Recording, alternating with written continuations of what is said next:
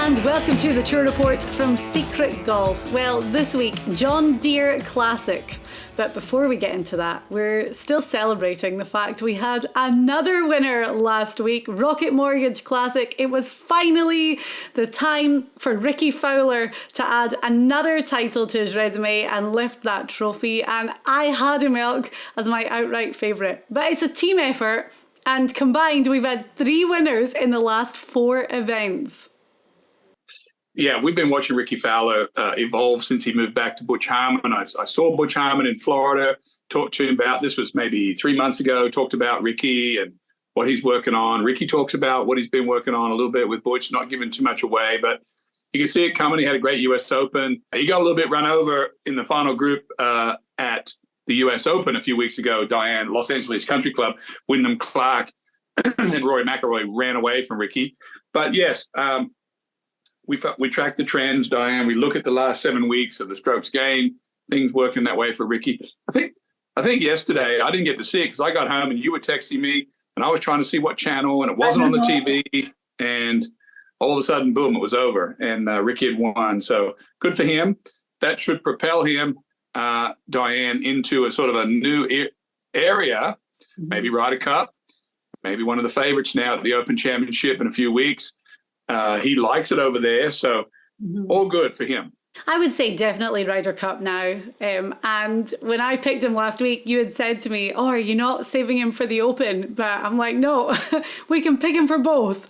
But well, didn't he win the Scottish Open at your hometown area? Yeah, he did. Yeah, a while ago now. When, because Rickie, we were used to seeing Rickie win all the time. And obviously, he won the Players, he won the Scottish Open. He's still yet to add a major to that resume. However, we have one coming up in just a couple of weeks. And, heading over, he's going to be playing in the Genesis Scottish Open next week, then the Open Championship the following week.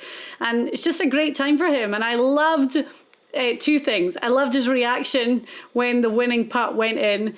There was no big fist pump or jumping for joy. There was an exhale of relief and, validation for everything he'd been through, all the hard work he's put in recently to get his game back where it was and, to return to winning ways. There was a great picture that's been doing the rounds of Rickie exhaling and looking so calm and his caddies like jumping for joy. And then I liked the one when he was with his daughter and she was playing with the golf ball on the ground. That was a good one for me because I have some photos of my kids when they were little and they look at them from time to time and see what they were doing. Now, I think Rickie will win another tournament this year, a bigger one. We have to note this tournament was a little bit lack of all the superstar players. However, we are just wiping that away because we still picked the winner, Diane. This week's a little bit the same. We've got a less of a field, but a very interesting story. The John Deere Classic in Moline, Illinois, has produced a lot of very interesting champions over the years. A lot of guys get their start up here in the Quad Cities. Yeah. Well, last week, actually, at the Rocket Mortgage was the best field they'd had since 2012. So for them, it was brilliant. There was weather. That's why the tee times were moved up and the guys played in 3s off split tees on Sunday. But the fans obviously loved it and they were so behind Rickie coming down the stretch. But yeah, this week, as you said, it's the John Deere Classic at TPC Deere Run with the Scottish Open and then the Open Championship the following week. All the big guys are sitting this one out because they're going to be traveling, they're going to be getting ready. But it's an opportunity week. And I think this is such an important time for us to really track those trends and look at these guys who have been close, who've been kind of hanging around leaderboards, still looking for a win, maybe even their first win on tour. Big year this year because it's the top 70 that make it to the playoffs in the FedEx Cup instead of the top 125. So guys that are, round about that 70 number, a little bit outside, this again, big week for them to make some moves and get in. I'm going to be factoring that in for sure. And then last year when JT Poston won, we had picked him on the Tour Report because he'd been playing well. He was coming off a runner-up finish the week before at the Travelers. So again, tracking the trends of a player who was there or thereabouts and was just looking to get over the finish line. So I love these kind of weeks because it means we can really dig deep into the guys and there's some great odds on offer too. just stick with us, Diane. We're winning all the time. All the time. It's a nice feeling. I was searching for a while, so I'm glad that I'm finally back to some winning ways. Okay, well, let's talk about TPC Deere Run because, JT Poston last year won this at 21 under par. Michael Kim won it in 2018 at 27 under par. Lucas Glover, 19 under. Dylan Fratelli won it at -21 too. So it's going to be an easy scoring week around this course. It's just over 7,200 yards, obviously not overly long, but you've been looking at how the winners have got it done over the years. Yeah, the winners have done it slightly different ways, Diane, on this course, but I was there when they built this golf course. It was built by one of my guys that I played the tour with, D.A. Wybring, and we went up there to open the golf course. Peter Jacobson was there, Craig Stadler, Corey Pavin, all these guys. We all went up and opened this golf course, and it's on a beautiful piece of property, hilly, roly-poly, Iowa land, and it doesn't really, it's got a lot of dog legs that go, and we go across creeks and ravines. It's not a distance course. In fact, it's more of an accuracy course off the tee, but that's not really how they've won the tournament. The guys that have won the tournament over the last 3 or 4 years, they've either done it with putting, as you noted, really low score, so you got to putt good to get to 20 under, let's face it. Or it's done with hitting the iron shots really well, but there's a slight exception to that, which is we've seen a couple of players miss a ton of greens and get the ball up and down phenomenally well. JT Poston finished first last year in up and down, only finished like 20th in putting. That was his strength. But so it tells me there's some room to chip the ball if you're playing maybe super aggressively, be missing greens. Some courses, chipping around the greens, there's no chance to win the tournament by just chipping well because you're going to be too far back. But this one, I'm focused on guys that hit the ball pretty well off the tee, Diane, don't have to be super long, putting in green, hitting greens. That's where I'm at. That's the combo. Well, the fairways are tree-lined here, but they are wider than the PGA Tour average. But the rough is that Kentucky bluegrass rough, and it ranks as one of the hardest roughs to play from on the PGA Tour. And as we said, guys are going to have to score. We know the scoring is going to be low. So, yeah, premium on accuracy. The reason it's tough out of this rough is because a lot of the second shots go over a ravine to a green tucked in a beautiful nest of trees. I mean, it happens like 3 or 4 times on the front 9, 6 and 7 and 8, all these holes up in this tight little area have these second shots up over a little creek into this beautiful area. So if you drive it in the rough, you might not be able to get across the little ravine. Okay, well, the kind of the bigger names that we're looking at this week, Adam Hadwin, who was in that playoff with Rickie at the Rocket Mortgage last week. Taylor Moore had a good week last week. He's playing. Adam Schenk, Taylor Montgomery, Denny McCarthy, Nick Taylor, who of course won the RBC Canadian Open not long ago. You can see, I'm not clutching at straws, no disrespect to anyone, but as you said, we're lacking that kind of like superstar power this week, which is fine. And we're going to... They don't mind that up there. They do not mind it at the John Deere. They have a tremendous turnout. It's very much like the Travelers tournament. The Travelers gets a lot of attention for what they do for the players, but John Deere is almost the same. The people come from miles away. They set up their chairs and they camp out, and they have tremendous crowds. Of course, they got the pork chop hill on 16, where basically they cook pork chops and put it in between 2 pieces of white bread and hand it to you as you walk into the 17th tee. Diane, I mean, you can eat 50 pork chop sandwiches, boneless pork chops straight out of Iowa. Well, you might be able to do better than a dozen. I don't know. Oh, it's funny. This morning, I was thinking there's definitely some food item at this course that Elk's going to talk about. And that is the pork chops. But the fans are great. They've been supporting this tournament for, 40 years. A lot of great champions have come out of this event. Diane, Jordan Spieth, of course, won here in 2013 and 15. Got him on his way, his first tournament. BRYSON DECHAMBEAU in 2017. And, of course, Steve Stricker won here in 2009, 2010, 2011. And what does Steve Stricker do with his game? not crazy long off the tee, but really accurate, good iron player, and then just phenomenal putter. And when I think about this particular course, Diane, I look back here. I mean, I can see why BRYSON won. I can see why Jordan won, hold a bunker shot on the last hole. But to me, it's all about Steve Stricker and how he plays golf, because he just smoked this course 3 years in a row. He embarrassed us up there for 3 years in a row, Diane. Okay, then. Well, let's get into our picks before we start talking about other names, because I have a feeling some of them are going to pop up. Outright favourites, ones to watch, and dark horses at over 100 to 1. Do you want to start? I know that your picks, not a little bit all over the place, but you've got 3 names that you're pretty passionate about this week. Yeah, I am. I think I'm going to give you my outright winner, but my one to watch, I could swap it with you. I could put him up top, but I have to put the one who's the highest ranked on top, and that's Denny McCarthy. He's been there all year, had a week off last week. We re-ranked the field this week for ourselves to strokes gains total. How are these guys doing all year?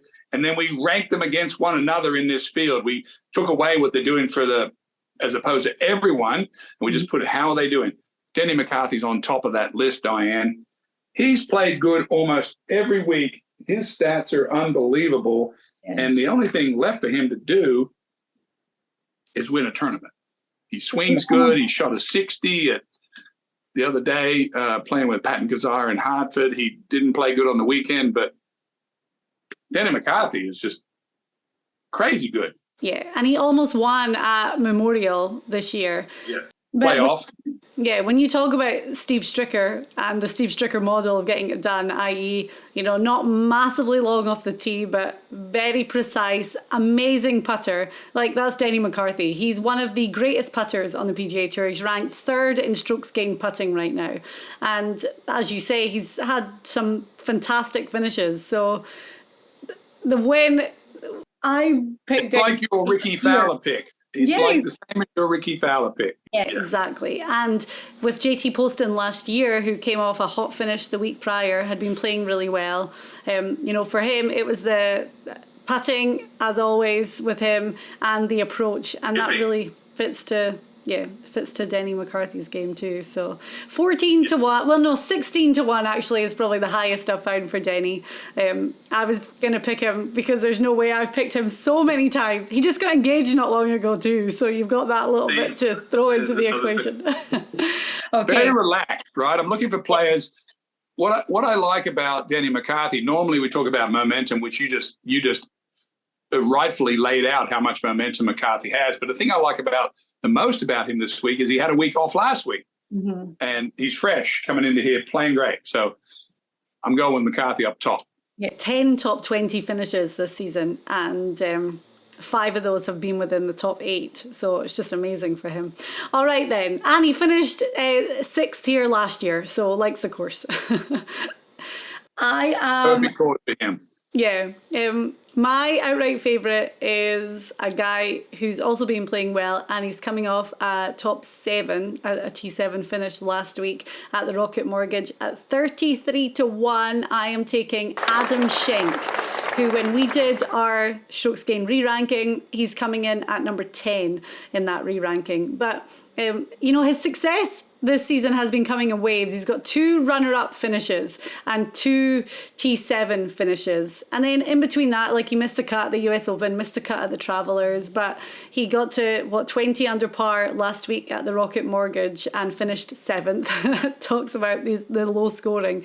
But he's got brilliant tournament history here, finished 4th in 2021 and 6th in 2019. Now, his stats for the tournament overall, last year he withdrew after the first round. He shot a 77 in the opening round and had a terrible time. So I've been looking at it. It has to be an injury of some sort, because it was very out of character for him on this course in particular, and he was super disappointed. So, throw that out a little bit. However, he's been playing really well, obviously, been putting great, green across the board, 19th in strokes gained putting right now, 33rd in approach.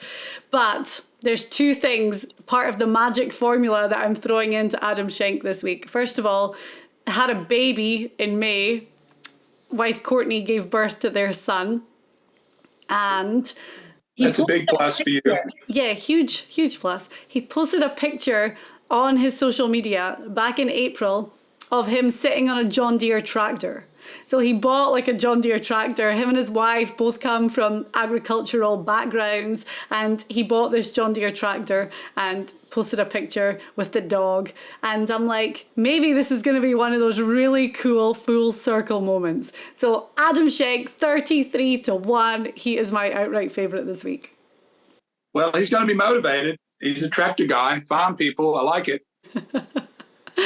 Okay, right. So Denny McCarthy at 16-1, and then I have Adam Schenk at 33. They have a thing for the players up there called the Big Dig, which is they have all the big tractors and all the equipment. You're allowed to go dig holes with it and everything. A lot of the players say it's the most fun of any tournament they ever have. You're allowed to just go dig a hole or push stuff around. They said it's awesome. Yeah, I've seen them do it with their kids, and the winner gets a John Deere too. So maybe Adam Schenk didn't need to buy that one. So I remember seeing JT Poston last year with his John Deere that he got in the end. So brilliant. But yeah, all these added things, you never know. It's a lovely way of fate coming together and tying a nice bow around everything. So those are our outright favourites. Ones to watch. My guy this week, I'm finding him at 40. Yeah, 40-1. Do you want to go first, or do you want me to kick up? Keep going. Okay. Well, I am taking a German this week. Stephen JAEGER is my one to watch, as I said, at 40-1. Now, having a really solid season of golf, one of these guys that's, kind of quietly going about his business and has got himself within the top 70 in the FedEx Cup standings. So he's number 67 right now. We know that 70 is the golden number at the end of the Wyndham Championship. So he's in a strong position, but he's going to have to maintain that position and really gain some valuable points. And with this being such an opportunity week with the field, great for Stephen JAEGER. He's finished within the top 25 6 times this season. And last week at the Rocket Mortgage, ended up finishing in a tie for 9th. He shot 63 in the final round, but he went 6 under over his last 6 holes to really catapult himself up there, which is great. So ton of confidence. The putting is the part of the game that is not going great for him, but he didn't putt all that great last week, still made all those birdies, and obviously still got himself a top 10 finish. But I love Stephen JAEGER. He's 6th around the green, which, as you say, looking at how JT Poston won it last year, that was the big area. He's 9th in strokes gained total when we did our re-ranking as well. So a great time for him, and highly motivated at 40-1 for Stephen JAEGER. I like it. I've got a bit of a throwback pick here, even though this kid is super young. I played against his mother back in the day. This young man. I'm talking about Eric Cole, and I'm telling you right now, I'm kind of picking Eric Cole to win this tournament, actually. Okay. Even though I've got Denny McCarthy, and I have to go with McCarthy because he's above him. But Eric Cole's ranked 3rd this week. Let me tell you about Eric Cole. He's son of Laura Barr, or Laura Barr. Which one? I think it's Baugh. B-A-U-G-H. Is that how you spell it? Yeah. Laura Barr. Yeah, we are not the right people to be talking about the pronunciation. Exactly. Laura Barr. Yeah. Laura Barr. One or the other. Laura Barr. Famous tour player, LPGA player. Anyway, Eric Cole has played super this year. Got beat at the Honda Classic, finished 2nd. He was the guy that's wearing those tight little pants around his ankle, but he looks okay in them because he only weighs about 130. He's played great this season, Diane. His last 6 weeks on tour, he's like 34th, 8th, 35th, 24th. And then he's had a week off, but no, I want to note when he left the Travelers, he drove all night to Pittsburgh and played in a tournament that I played in. It was called the old Frank Feuer Pro-Am, 72 holes against a bunch of tour players and a bunch of club pros that raised all this money in Pittsburgh. Yeah. He won that by about 8 strokes and then gave all the money that he won, like 40 grand, to the charity there. So he's obviously set in his mind what he's doing. Mm-hmm. His stats, Diane, is the only guy on the board. He's number 3 this week, who's improved his stats over the last 7 weeks, all 4 of them. 93rd in off the tee. I'm not worried about that because he's not that long. Steve Stricker model, perfect. Approach, top 20. Around the green, 12th. And then putting is 9th. I reckon Eric Cole is going to win this tournament at 33-1. Okay. So, because you're taking him as your one to watch, but really he's the one that you've definitely got your eye on as your outright favourite. He's done everything but win. Mm-hmm. He just won a 72-hole Pro-Am by about 8 strokes, had a week off, gave all the money away. So he's not worried about money. I love that, meaning that I love kids that aren't that worried about money because they're dangerous. They play for golf for the trophy. I just think I'm picking him right at the top right here, Diane. One more week right here this week. Okay. And good karma is going to come back to Eric Cole for donating that money. And he just finished 6th at the Canadian Open not long ago as well. But I love it. And one thing I really love is that every time he is doing well, his mum is on Twitter as his biggest cheerleader. So there you go, Eric Cole. Hopefully she's going to be tweeting this week. And his mother was good friends with Jan Stevenson, who was a bit of a, let's call it what it is. They were both a bit of a sex symbol back in the 80s. They were both really attractive lady golfers. And Laura, his mother's blonde, pretty, great swing. Same with Jan Stevenson coming out of Australia. So those two, they wore all the fashion. They were good players. Yeah. They walked the walk, Diane. They were cool. I met Jan Stevenson with you at the PGA merchandise show. Remember, she was there. She's got her own brand of liquor, and we were getting all the samples from her. That's right. But she was great fun. We had a good time with her. Okay, so Eric Cole is going to be your one to watch at 33-1. But again, tremendous season for him so far. Okay, so I'm taking Stephen JAEGER at 40-1, and you have Eric Cole at 33-1. Then we move on to our dark horses, the long shots at 100-1 plus. And I think last week with Troy Merritt, he was mine at 300-1. Great example. He ended up finishing in a tie for 17th. So, maybe we're not saying that these long shots are going to go out and win, although Martin Laird did that one time in Vegas. But, take them for a top 10, for a top 20, and there's definitely going to be value in there. So it's definitely good to pay attention to these guys. You want me to go first? Yeah, you go first. Kick it off. Well, I've got a long shot, Diane, and in old car terms, because I drive old cars, this guy just put on a new muffler on the back of his car, and he is now running very nicely. And of course, I'm talking about 130-1 shot, Lucas Glover, who has been putting terrible all season, but moved to the long putter last week at the Rocket Mortgage and finished in the top 10 in putting for the week and finished 4th in the tournament. Now, everything else on his sheet is looking really nice. So I'm just trying to think. I know Lucas well. He's past U.S. Open champion. Going to this tournament, he won this tournament 2 years ago. How much confidence do you think Lucas has with his putting, Diane, after being, well, let me just zoom in here a little bit on putting on Lucas Glover. Okay. He was 127th on putting 7 weeks ago, then 111th, then 110th. And after that 9th place finish, he jumped 40 spots to 79th, and he's on a mission now to get better. But maybe we've seen Rickie Fowler went to change his putter, and now that's the hottest putter out there. Everyone's wanting to buy it.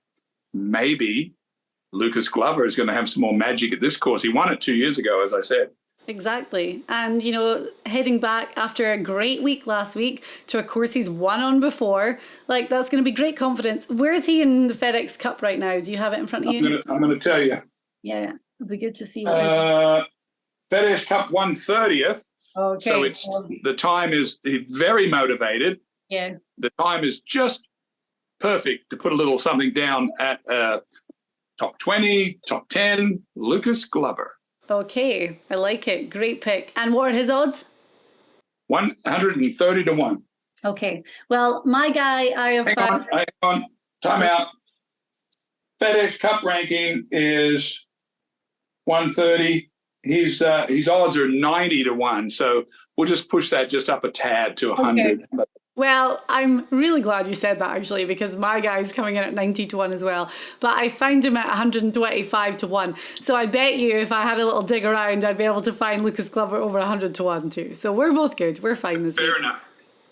My guy is a rookie on the PGA Tour after getting in through the Corn Ferry Tour last year, and he started his PGA Tour career with a string of missed cuts. However, something clicked in May when he finished third at the Puerto Rico Open, and since then, Carson Young has had 5 top 25 finishes, and his stats are great. You know, obviously we were talking about the fact that the rough is tough to play from this week. He leads the tour in consecutive fairways hit. So I thought that was quite a cool stat this week. His approach game is, definitely one of the strengths. But again, somebody who you just have to kind of notice is on those leaderboards, he's got a fantastic mustache. So you'll see the TV coverage. If he's doing well, then they like to cover him and talk about the fact that he's got this amazing facial hair. But again, you know, the confidence for Carson Young after a couple of good weeks and some really good numbers, especially putting, I really like. And when you look at his strokes gained right now, rank versus field for, you know, since the Rocket Mortgage, he's sitting at 28th strokes gained putting. So I'm taking Carson Young this week as my dark horse at, we're going to say 125 to 1, because that's what I found him at. Now, let me just confirm something with you. You're taking Carson Young, Yes. not Cameron Young. No. Of course, I'm talking about Cameron Young, the one that dueled with Cameron Smith down the wire at St Andrews last year in the Open Championship. Where is Cameron Young, and why aren't we talking about Cameron Young? Because he was so hot. Yeah. Well, Cameron Young is definitely the leading name playing this week. He's sitting. I found the problem. Okay. Very, very quickly. There's one red number, and that red number is very important. 115th in putting strokes gained, so he's losing a couple of strokes a day to the field, to the average in putting, and not picking it up somewhere else. Now, Scotty Scheffler is also a very similar model, but Scheffler plays so well. The other stats cover. He beats everybody with the other 3 stats combined, Diane. He just overshadows his average putting. I never really think of Scotty Scheffler as that average, like super average, but it's been proven to me through the stats. Yeah. Cameron Young, he's got to get cracking here. Yeah, the around the green numbers aren't great for him, which, as we said, when we look at how JT Poston won it last year, and yeah, you know, guys have won it in a variety of ways here, but his around the green and his putting are his 2 worst stats. So Cameron Young, I mean, we were big on him for the PGA Championship, and you know, it was kind of in his neck of the woods, and it just hasn't been, we just haven't really seen anything great from Cameron Young, especially compared to what we thought we would see from him. You know, still yet to get his first win on the PGA Tour. So I'm not picking him this week, no. Now, I don't know if there's any coincidence. You know, the word was that Cam Young had a big offer from Live Golf, and he decided not to take it. I think he publicly said that he decided to stay on the tour. Do you think that this is all a little bit of a hangover from that, a little bit, or do you think there's just some other things going on with that putting? Yeah, I don't think it would be a hangover, because I think if anything, he'd be looking to really show everyone that he made the right decision by staying on the PGA Tour and going out there and dominating and living up to the hype that was surrounding him. You know, he finished runner-up at the Open Championship last year. So I don't think it's any sort of like a hangover from his decision. But I mean, his best result over the last 7 weeks has been a tie for 32nd, which is not what we expected from Cam Young, who had a string of runner-up finishes right out of the gate when he joined the PGA Tour. So there seems to be something up right now, and the red numbers are on the greens. So when you think about Cameron Young, how he was like the next guy that's going to win a tournament, right? And you look at Denny McCarthy and how these guys acquire their stats, or they work on their stats all season, and someone's got a missing stat. Imagine if Cameron Young putted like Denny McCarthy. I mean, Denny McCarthy's the best putter on tour. I mean, it's crazy where you'll see that 1 week stat, even though they've got 3 good ones, there's 1 week one, and it pulls them down, drags them down terribly. Yeah, exactly. Okay then, so I'm taking Carson Young at 125 to 1, and you have Lucas Glover, who's going to be round about the same odds. I want to finish this telecast with the greatest comeback story, or the greatest story in Quad Cities history. Diane, do you want it? Yeah, of course. Is it better than the pork chop sandwich? No, well, it didn't involve a pork chop sandwich, but it involved a guy that could eat the most pork chop sandwiches. Okay. In 1996, Diane, of course, we know when Tiger Woods came on the tour and won the Masters in 1997, Ed Fiori, the shortest hitter on the PGA Tour, was paired with Tiger Woods, tied for the lead after 54 holes in Quad Cities at the tournament. After 2 holes, Tiger Woods had a 3-shot lead. Now, he went on to do everything he's done. Can you imagine the advantage that Tiger Woods had over Ed Fiori after 2 holes? Ed Fiori tracked him down. All day it took him to get to the 17th hole. Ed Fiori, by the way, was 190th on the money list. If we were putting odds on this today, think about what would be the chances of Ed Fiori coming out of 190th on the money list playing against the hottest player the world's ever going to see for the next 25 years. Birdied 17 with a 2-iron par 3 and closed out Tiger Woods in 1996 Quad Cities. And Eddie bought a boat with the money, and the name of the boat is the Tiger Killer. No way.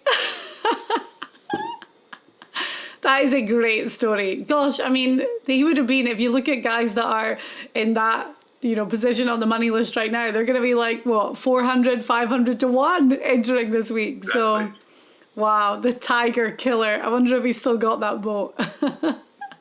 I'm sure he does. Oh, what a great story. That's so good. Well, as we say, I mean, that just goes back to what we were saying at the start of the show. It's a real opportunity week this week, and guys are really going to see it like that, and we look at these names like Denny McCarthy, like Eric Cole, like Adam Schenk, who have been creeping there or thereabouts. To them, this is going to be the week with the confidence that they can, cross the line and get it done. Blaine McAllister, who went to University of Houston, Ed Fiori went to the University of Houston as well with Bruce Litsky, the late Bruce Litsky. We went out to watch some holes, and on the 3rd hole with Tiger Woods 2 up, there's a long par 4, like the longest hole on the course. Tiger Woods hit his drive 122 yards past Eddie off the tee. Ed hit a 3-wood on the green, it was the hardest hole on the course, and Tiger hit a sand wedge. Oh my God. Ed Fiori took him down, it took him all day, and it was crazy. Oh man, that is so great. I'm gonna hit up YouTube and see if I can find some video highlights of this. Absolutely, you will. I looked at them today. Okay, good. I'm gonna go do that now. Yeah. Right, Elk, thank you so much. Next week is a big one because we get to talk about the Scottish Open, which for me is so bittersweet because obviously I love talking about it, but I hate not being there, and I watch it on TV and I'm like filled with all this emotion that I want to be back in the motherland. But we have the Scottish Open and then the Open Championship, 2 huge weeks on tour. And then there's also the alternate field events in Reno and in Kentucky as well. So there's a lot going on over the next 2 weeks on the PGA Tour, and we will be here to cover it all right here on the Tour Report and hopefully get another winner. The SG Tour Golf Gaming app, the place for you to compete and win cash on PGA Tour events. The SG Tour is a golf experience like no other, with games designed by golf professionals. You can play single-day games and tournament-long contests each week. It's easy to get involved. Join or create a game for you and your buddies. Pick 4 players and follow along with the action. And if you need some help with your picks, we've got you covered with our weekly handicapping show, The Tour Report, and exclusive content with our PGA Tour players. Join the fun and win money on the SG Tour, available in the App Store.